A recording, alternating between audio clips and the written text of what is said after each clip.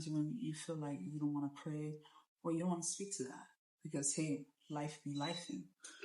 But the thing is, in those moments when you can't even speak to God, when you don't even feel like praying, then this is where you need to react off of emotion. You either need to be angry or you need to cry, in your moments when you're sad.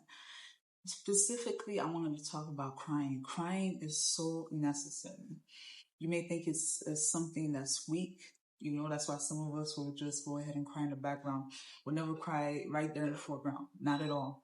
But it is not something weak. It actually means you're a strong person. It actually means you've endured a lot being on your journey. You've endured a lot on this God-given path. And see, there's a moment, even when you want to hold back them tears, you can't. It has to be released, because it's like the pain that you feel in your heart, it has to go ahead and transmute. And if you don't do that and you're just letting it sit there, it's like, in a way, you're harming yourself. You're like putting pressure on your heart. You're hurting yourself. And if you're holding all of that energy, all of that negative energy in you, where you think it's going to go, it's going to manifest into something negative. It's going to manifest into a sin. And you're wondering, why is the sin happening? Because you're holding on to the pain that's in your heart, and that pain needs to go ahead and turn into you crying. So don't be afraid to cry. You need to cry. It's necessary. Because it's in these moments that you'll see that God immediately gives you an answer for the problem that you're having. He's going to give you that answer. Because, see, when you cry, automatically you feel better, right?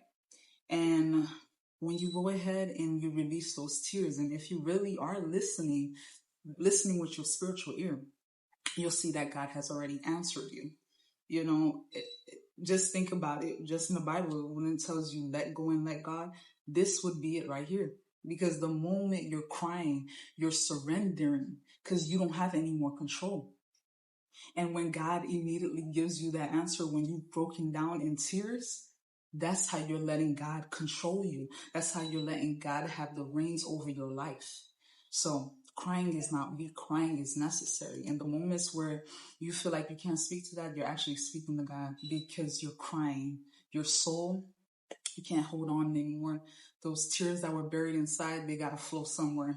So I just wanted to tell somebody that. Just wanted to tell you, when you can't pray, go ahead and cry. Because it's in this moment, the necessary solution that you need will be given to you immediately.